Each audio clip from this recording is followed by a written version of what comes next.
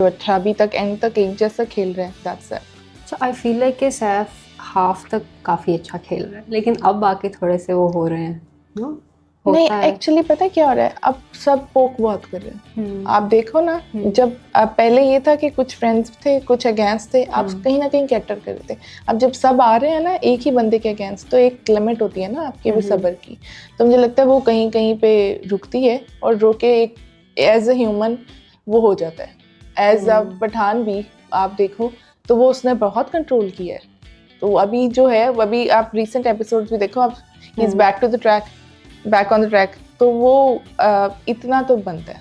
कवल और पहले सैफ फ्रेंड्स थे, अब बाकी क्यों वो उनकी अभी दोबारा लड़ाइयाँ दोस्ती start हो गई है ना, लेकिन आई बीच एम में जो ग्लैड। उनका हुआ है अच्छा वो लड़े हैं, मैं इधर डिस्टर्ब खुद हो गई। मैं कह रही यार तुम दो तो ना लड़ो, अब तो ना लड़ो, थोड़े से दिन रह गए। पर आई एम ग्लैड कि इनका पैचअप हो गया, अब दोस्ती फिर से हो गई। तो अब क्या लगता है कौन विनर होगा, सैफ ही? मैंने तो हमेशा प्रिडिक्ट किया है और मैंने अपने वीलॉग्स वगैरह में भी यही प्रिडिक्ट किया है कि सैफ इज़ द विनर। मुझे नहीं लगता कि जितने अंदर लोग हैं उनमें से कोई करीब करीब भी उसके आता है। अच्छा आई फील लाइक ओमी क्यों निकल गया? ओमी काफ़ी डिजर्विंग था। ओमी का मुझे बहुत दुख है। ओमी बहुत अच्छा प्लेयर था, बहुत स्ट्रॉन्ग प्लेयर था, इंडिविजुअल प्लेयर था, किसी ग्रुप का पार्ट नहीं था, अपना खेलता था, एंटरटेनर बहुत अच्छा था। वो कुछ ना कुछ एंटरटेनिंग करने की कोशिश करता था, हार्ड वर्किंग था, गेम्स में पूरी जान एंड तक लगाता था। मेरे लिए ही वाज टॉप 5। तो उसका मुझे बहुत दुख है। तो ओवरऑल तमाशा सीजन 4 को 3 वर्ड्स में एक्सप्लेन करें। Friendships, entertainment and survival. Survival is important. अच्छा तो अब हमारे पास एक रैपिड फायर सा वो है, it should be fun, spicy भी हो सकता है। ओके अच्छा खैर पहला क्वेश्चन तो यही है कि अगर कोई किसी फैन का मैसेज आया हो जो आपको याद रहा हो, या अगर आपको इन पर्सन कोई मिला हो तो उसने क्या कहा हो, अच्छा फैंस ने तो मुझे इतने प्यारे प्यारे लेटर्स लिखे हैं। इवन मैंने अपने इंस्टाग्राम पे लव नोट के नाम से हाईलाइट भी बना दिए। कितने लंबे लंबे पैराग्राफ होते हैं, इतने प्यार से भरे हुए, और वो इतने ज़्यादा हैं कि मुझे लगता है मैं अभी भी पूरे नहीं पढ़ पाई हूँ, अभी बहुत सारे रहते हैं। और उसके अलावा अभी रिसेंटली ये हुआ था कि मैं फ्लाई करी थी कराची, तो एयर होस्ट कैबिन क्रू उन्होंने पहचान लिया, उन सब ने अलहदा से मुझे बुलाया, सब पीछे लेके गए वहाँ पे। हम पिक्चर्स, हम आपको बहुत पसंद करते हैं, हमें यकीन नहीं आ रहा हमने आपको देख लिया। तो ऐसे जो मोमेंट्स हैं वो मैं अभी इंजॉय कर रही हूँ and I am super happy. अगर तमाशा के अलावा हट के अगर बात करें, अगर आपने अपने किसी रियलिटी शो को नाम देना हो तो अपने किसी रियलिटी शो को अगर मैं अपना शुरू करूँ,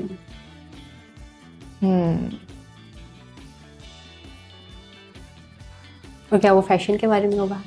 नहीं, मुझे लगता है that will be a blend of fashion and fun. तो आई थिंक हम उसका नाम रखेंगे मस्तियाँ। काफी मजे का नाम है।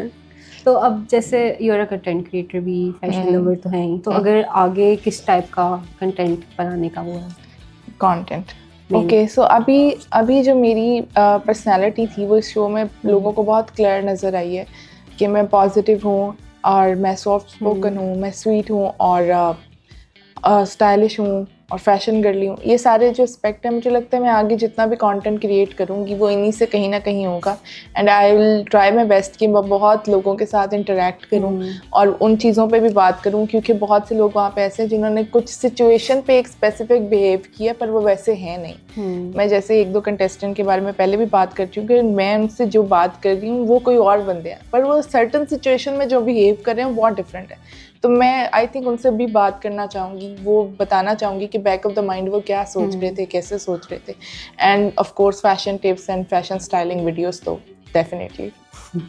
तो अगर ये वैसे हो रहा है पर्सनल थोड़ा सा, वैसे जब तमाशा में एंटर हुई थी कोई ऐसा था कि अट्रैक्ट किया हो, क्रश? नहीं, कोई भी नहीं। I think all were my friends from day one. Crush वाला कुछ ऐसा नहीं हुआ। सैफ के पीछे वैसे लोग वो हो गए थे कि सैफ हाँ वो तो हुआ होता नहीं, वो पर्सनालिटी तो है। और उसके अलावा अगर आपने दोबारा कोई शो, जैसे मैंने पहले बात किया है, तो उन्हीं कंटेस्टेंट में से कोई होगा के साथ हो या नहीं? मैं बस अकेली रहना चाहूंगी उस वाली। और कोई शो अगर मैं करूँ, कोई और शो तो मैं चाहूँगी मेरे सारे फ्रेंड्स आए, वही सारे हैं, ताकि कोई हम होगा फिर नहीं? अभी हमने बहुत सारी चीज़ें नहीं की, हम फिर खुल के एंजॉय करें। कोई तो होगा जिसके साथ नहीं, ये नहीं होनी चाहिए। ये नहीं होनी चाहिए इन 18 में से। आई थिंक ज़ैनब नहीं होनी चाहिए। हाँ, वो सारा फन खराब हो जाएगा। हाँ, उसका कहते थे कि शी इज हाँ, फुप्पो, तो यहाँ से मुझे लगता है थोड़ा सा वो फिर चेंज हो जाएगा उसका जो भी है कोर्स। तो अगर जैसे यू आर फैशन लवर, तो अगर दोबारा से जैसे फिनाले होगा, रियूनियन हो रहा है, तो जो डिसाइड क्या पहनना है? हाँ, मैं बहुत एक्साइटेड भी हूँ और बहुत प्लान भी कर रही हूँ, पर ऐसे होता है ना जब आप बहुत ज़्यादा कुछ सोच लेते हो तो कुछ भी आपकी एक्सपेक्टेशन पे पूरा नहीं होता। तो अभी मेरे साथ वो सिचुएशन हो रही है that I am going through a lot of options और बहुत सारे डिज़ाइनर्स के साथ मीटिंग कर, पर कुछ हिट नहीं कर रहा और बड़ा मैं टेंशन में हूँ। वैसे आपका वो क्या है, गो टू कम्फी स्टाइल क्या हो सकता है? मेरा कॉम्फी स्टाइल रेगुलर रूटीन में भी और वैसे भी इट्स ब्लेजर्स एंड जैकेट्स। हमेशा आप मुझे देखेंगे मैं इस तरह ब्लेजर्स में बहुत ज़्यादा नजर आती हूँ। इवन ऑन द शूट्स, जब मैं बाहर शूट्स करती हूँ तो लोग कहते हैं समझ नहीं आती हूँ शूट पे आई हूँ कि मीटिंग पे आई हुई। तो दैट्स माई थिंग।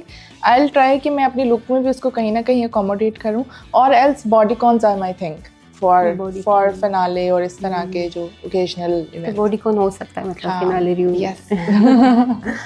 तो अच्छा, अब एक ये है तमाशा से रिलेटेड है कि अगर आपने रिदा तमाशा वाली हो और इन रियल लाइफ वाली हो, सेम नो डिफरेंस, कोई डिफरेंस नहीं होता है ना कि आप कैमरास के अराउंड होगा हर तरफ। मुझे लगता है अगर आप मुझे रियल लाइफ में देखें, मैं शायद ज़्यादा खुल के विटी ज़्यादा होंगी, फन ज़्यादा होंगी, और कैमरे के आगे थोड़ी सी मैं कॉन्शियस हो जाती थी, पर उसके अलावा कोई चेंज नहीं देखेंगी। हाँ, शायद मैं शरारतें ज़्यादा करूँ, मजाक ज़्यादा करूँ, वहाँ मैंने इतना नहीं किया। क्योंकि आपकी बहुत काम एनर्जी है, इंट्रोवर्ट वाली है ना आप, बहस भी बहुत कम। मैं वैसे काम और इंट्रोवर्ट हूँ। अगर मैं किसी से पहली बार मिल रही हूँ, ये इतनी जल्दी सिंक नहीं करी, पर माई फ्रेंड्स नो के I am so much fun, तो उनको पता है ये इसको रोकना मुश्किल है या ये शुरू हो जाती है तो फिर हम सब की शामत आती है।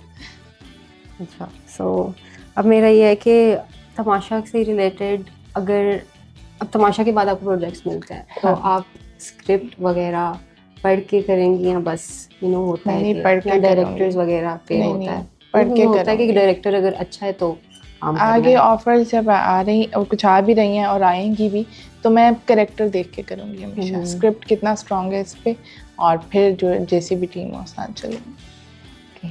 तो कोई ऐसा आप ऑडियंस को देना चाहेंगी आफ्टर तमाशा जो आपने सीखा आपको? अच्छा, तमाशा से मैंने ये सीखा है कि प्रेशर जितना भी हो और जितना भी लोड हो आपके ऊपर, जितने भी लोग आ जाएं, आपने अपना ट्रू सेल्फ नहीं छोड़ना। जो आप हो वो हो, चाहे उसका आउटकम अच्छा है या बुरा है, उससे आप कोई टाइटल जीत रहे हो या नहीं जीत रहे, कोई ट्रॉफी मिल रही है या नहीं मिल रही, कोई काम मिल रहा है कि नहीं, कोई प्रोजेक्ट मिल रहा है कि नहीं, उस पर डिपेंड नहीं करता। आप जो हो, अगर आप उसके साथ हमेशा सिंक रहोगे, आप अपने आप को हमेशा प्रायोरिटी दोगे, ट्रू सेल्फ रहोगे, तो आई थिंक इनडायरेक्टली लाइफ में सारी चीज़ें आपके हक में ऑलरेडी होना शुरू हो जाएंगी। सो किसी चीज़ के लिए, किसी एक टाइटल के लिए, किसी एक मुकाम के लिए खुद को कभी चेंज नहीं करना चाहिए। तो आपकी रेट बहुत स्वीट है। तो अगर आपने हुआ नहीं कि कभी फैमिली ने आपको स्टार्ट से सपोर्ट किया? हाँ, फैमिली ने हमेशा मुझे बहुत सपोर्ट किया है, क्योंकि मैंने शो में भी बताया था हम 2 बहनें हैं, एक मेरे से छोटी है और एक मैं हूँ। अब छोटी थोड़ी ज़्यादा इंट्रोवर्ट है, और मैंने जब भी उनको जो बोला है कि मैंने ये करना है, और उन्होंने बस ये बोला है कि हमारी रिस्पेक्ट और हमारी तरबियत का थोड़ा लिहाज रखना है, बाकी जो मर्ज़ी करो। तो ये मैं हमेशा उनके सामने भी उनके पीछे भी ख्याल करती हूँ कि मैं किन की बेटी हूँ, ये बस मैंने ख्याल रखना है, बाकी वो कभी नहीं रोकते, हमेशा सपोर्ट करते हैं। इवन मेरी मामा वाहिद हैं जो सारा दिन